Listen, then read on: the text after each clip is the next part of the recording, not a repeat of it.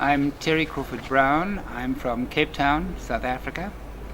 I used to be an international banker until the 1980s, and I went from being a banker to a revolutionary because we became involved in what was moving towards a civil war in South Africa, which would have been disastrous. And thankfully we averted that war mainly by banking sanctions against South African banks. Through the 1980s, launched from 1985, with the consequence of the collapse of the apartheid system in 1990, with the release of Nelson Mandela, we had 5 conditions we kept putting: the end of the state of emergency, the release of political prisoners, unbanning of political organizations to begin constitutional negotiations, the repeal of the apartheid legislation, and constitutional negotiations for a non-racial democracy. It was driven primarily by the church leadership of Archbishop Tutu, Alan Bussack, Dr. Bears Nordia, as the last kind of non-violent instrument to avert a civil war. And thankfully it worked, because had we gone the way we were going, we would have had a catastrophe. We could have had millions of people are dead, the infrastructure destroyed, and thankfully that pressure worked. We were very fortunate that it was the end of the Cold War, so the apartheid government could no longer claim we were fighting communists, and so our timing was very fortunate. But it really was the support of the international community, particularly in the United States, because of the parallels of the civil rights movement in the United States that saw the similarities, and the churches, the trade unions, the students. There was huge support, and really it really began after Desmond Tutu was awarded the Nobel Peace Prize in 1985, which then gave him the platform to draw the parallels of apartheid with huge oppression, and to counter the support given to the apartheid government both by President Reagan and the Republican administration there, and in England, Margaret Thatcher. Because of my associations with the Anglican Church in South Africa, in 2009, I was invited to participate in the World Council of Churches Ecumenical Accompaniment Program for Palestine and Israel, EAPPI, where you go for a 3-month period as a peace monitor at the checkpoints. In 2009, I spent 3 months in Jerusalem at the checkpoints, monitoring. We would be there to let the Israeli army know that they were being watched, and to assure the Palestinians they had not been forgotten early in the morning. And then we would also work with the Israeli peace movements, like Breaking the Silence, New Profile, to encourage them and to give them international support. Also monitoring the house demolitions. And the second year, in 2010, I went back, and this time I was in Bethlehem. So again, the primary thing is to collate information for the United Nations on people going through the checkpoints and intervene where we can, where the Israeli army behavior is improper and very abusive. But there we also had 12 villages in the Guset Zion area outside Bethlehem that are under attack from Israeli settlers. Whether burning down olive trees or arresting young boys and holding them in administrative detention, 12, 13, 14-year-old boys. They hold them for 6 months, and the purpose is to terrify them, and to turn them into informers against their older brothers. So it was very variable, but as South Africans, and we were a team of 27 people from 12 countries, 3 of us from South Africa. And as South Africans, we said, this is an apartheid situation. We can smell it. In Europe, they said, oh, you can't call it apartheid. We said, hey, we can recognize it. And there are the variations of apartheid within Israel proper, where there are 50 laws that discriminate against Palestinian Israeli citizens in terms of citizenship, in terms of language, in terms of land. Then when it comes to beyond the Green Line, the Palestinian Authority is essentially a Bantustan, an apartheid Bantustan. We never had an apartheid wall, we never had apartheid roads. The pass laws were primitive by comparison with the Israeli identification system, but even the Bantustans of apartheid South Africa had more autonomy than has the Palestinian Authority. So the Palestinian Authority is a Bantustan with no real ability to govern, of continual interference from the Israeli army, and no credibility whatsoever. And consequently, all the peace talks that have spluttered and spluttered, there's no purpose to. They've collapsed, with 700,000 settlers illegally living beyond the Green Line. A two-state solution becomes really a practical impossibility when the land and the water has been stolen by the settlers. And so, yes, we have no compunction with calling it an apartheid state. 30 years after our experience in the 1980s, where banking sanctions were really the non-violent instrument against the apartheid government, the banking technology has advanced dramatically. It's no longer the crazy things we did in New York to get the pressure through onto the banks. Now everything is driven by computers. And SWIFT, the Society for Worldwide Interbank Financial Telecommunications, SWIFT, is headquartered here in Brussels, La Hulpe. SWIFT essentially is a giant computer.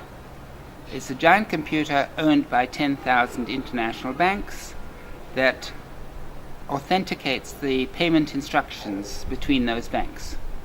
So in the same way as in the 1980s, if South Africa did not have access to those New York banks because of the role of the dollar as settlement currency in foreign exchange markets, if banks do not have access to SWIFT, they're not in the world.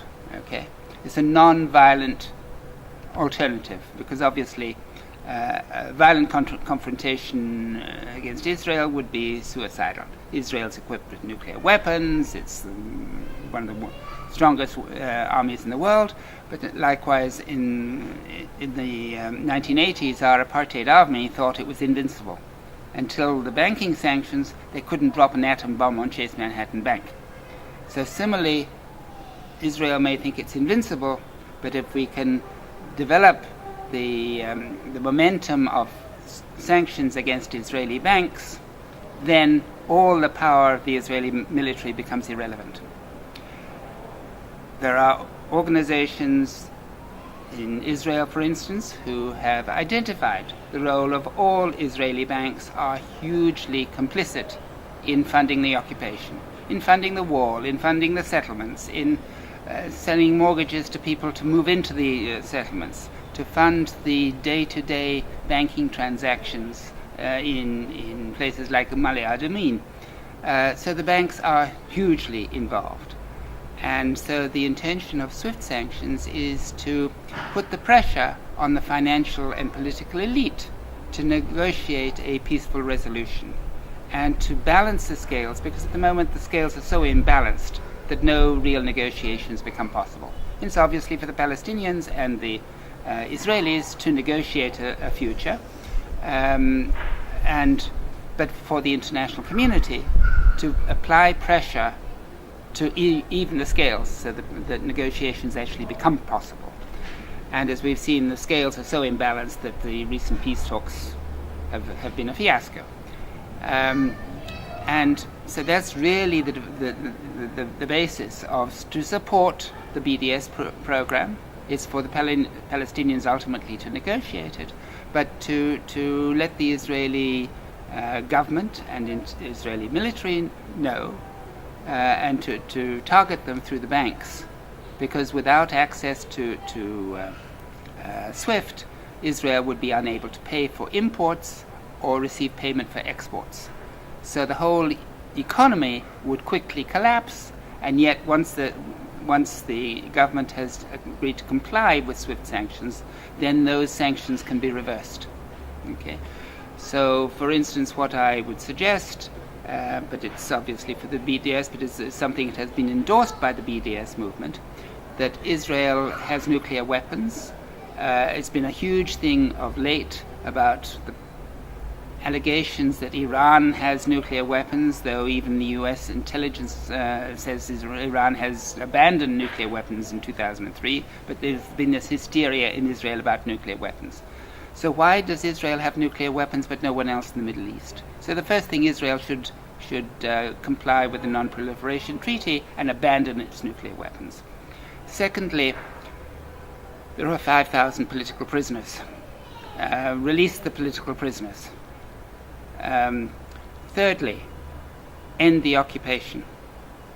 Fourth, apply human rights for all within the area from the Jordan River to the Mediterranean Sea.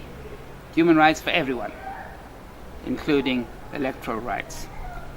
And fifth, the right of return of Palestinian refugees, which has been recognized by international law since the 1940s.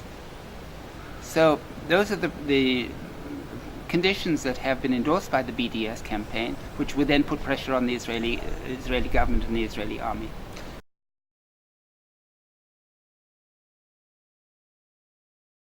The BDS campaign models itself after the South African experience. The Americans, for instance, have applied sanctions against Cuba since 1960. They haven't worked. South Africa is really the only example where sanctions have worked because it was driven by civil society and not by governments. And so, yes, the BDS campaign is looking at us, and the banking sanctions campaign was a critical part to it. There was also divestment, there was also boycotts of produce and so forth, which raised the awareness. But it is when you bring the message through to the financial elite, who have the political power, that you begin to then leverage that up into the prospect for constitutional change.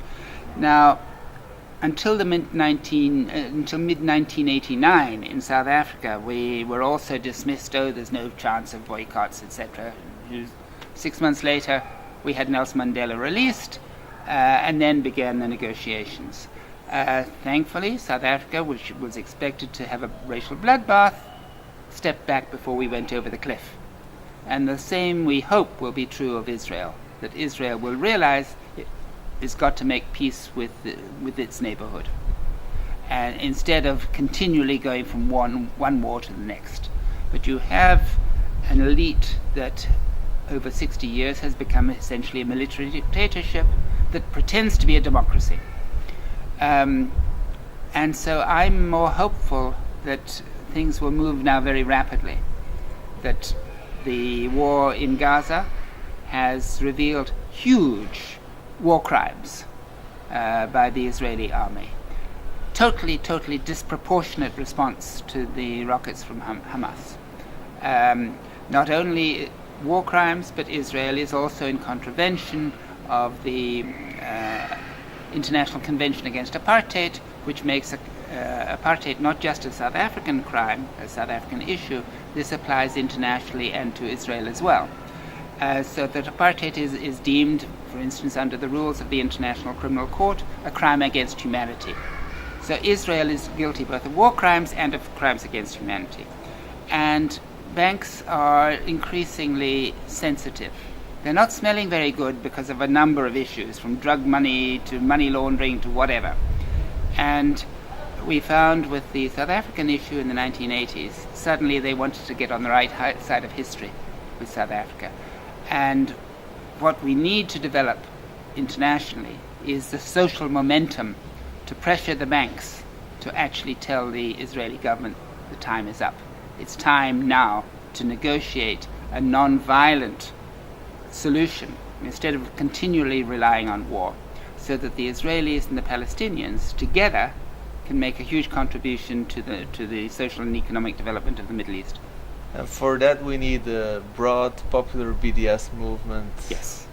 In all its forms. Very much so. It must be driven by civil society. Governments inevitably are part of the problem, and not part of the solution until civil society puts the pressure on those governments. And then, just of late, the European governments, earlier this month, including the Belgian government, has advised Belgian citizens about the reputational and other risks of dealing financially and with other transactions with the settlements beyond the Green Line, which are illegal in terms of international law. So the message is beginning to go from the European governments, but at this point it is only a warning. And similarly, the UN Human Rights Commission has this last week begun an investigation into Israeli war crimes. Unfortunately, although it went, the decision was made by a vote of 27-1, the one being the United States, the 17 European Union governments abstained. And I would say that just as after the Second World War, people closed their eyes to the atrocities in the concentration camps, the time has come to say that the victim of those massive abuses known as the Holocaust, the victims have now become the perpetrators. And that the European Union and the peoples of the European Union have actually got to open their eyes and say, no, enough is enough.